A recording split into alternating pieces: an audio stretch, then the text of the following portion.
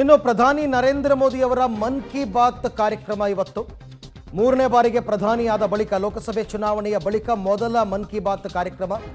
ಇದರಲ್ಲಿ ಅವರು ಮೂರು ವಿಚಾರ ಹೇಳಿದ್ದಾರೆ. 2024ರ ಲೋಕಸಭಾ ಚುನಾವಣೆ ಪ್ರಜಾಪ್ರಭುತ್ವದಲ್ಲಿ ಅತಿ ದೊಡ್ಡ ಚುನಾವಣೆ, ಹಾಗಾಗಿ ಅದನ್ನು ಸುಸೂತ್ರವಾಗಿ ನಡೆಸಿಕೊಟ್ಟಂತಹ ಚುನಾವಣಾ ಆಯೋಗಕ್ಕೆ ಅಭಿನಂದನೆಯನ್ನು ಸಲ್ಲಿಸಿದ್ದಾರೆ.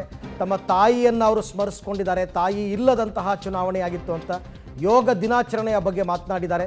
ಹಲವಾರು ವಿಚಾರಗಳನ್ನು प्रधानी नरेंद्र मोदी ಅವರು ಮಾತನಾಡಿದ್ದಾರೆ. के लिए जानी जाती है। अराकू कॉफी की खेती से करीब 1.5 लाख आदिवासी परिवार जुड़े हुए हैं। अराकू कॉफी को नई ऊंचाई देने में गिरिजन कोऑपरेटिव की बहुत बड़ी भूमिका रही है। इसने यहाँ के किसान भाई बहनों को एक साथ लाने का काम किया और उन्हें अराकू कॉफी की खेती के लिए प्रोत्साहन दिया।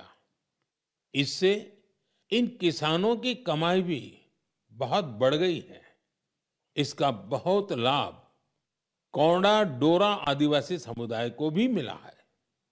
कमाई के साथ साथ उन्हें सम्मान का जीवन भी मिल रहा है। मुझे याद है एक बार विशाखापत्तनम में आंध्र प्रदेश के मुख्यमंत्री चंद्रबाबू नायडू गारू के साथ मुझे इस कॉफी का स्वाद लेने का मौका मिला था। इसके टेस्ट की तो पूछिए ही मत। ಹಲವಾರು ವಿಚಾರಗಳನ್ನು ತಮ್ಮ ಮನ್ ಕಿ ಬಾತ್ನಲ್ಲಿ ಪ್ರಸ್ತಾಪ ಮಾಡಿದ್ದಾರೆ. 111ನೇ ಮನ್ ಕಿ ಬಾತ್ ಕಾರ್ಯಕ್ರಮ ಮೋದಿ ಅವರದ್ದು. ಈ ಚುನಾವಣೆ ಸಂದರ್ಭದಲ್ಲೆಲ್ಲ ಸ್ವಲ್ಪ ಇದನ್ನು ಸ್ಟಾಪ್ ಆಗಿತ್ತು, ಈಗ ಮತ್ತೆ ಶುರು ಮಾಡಿದ್ದಾರೆ.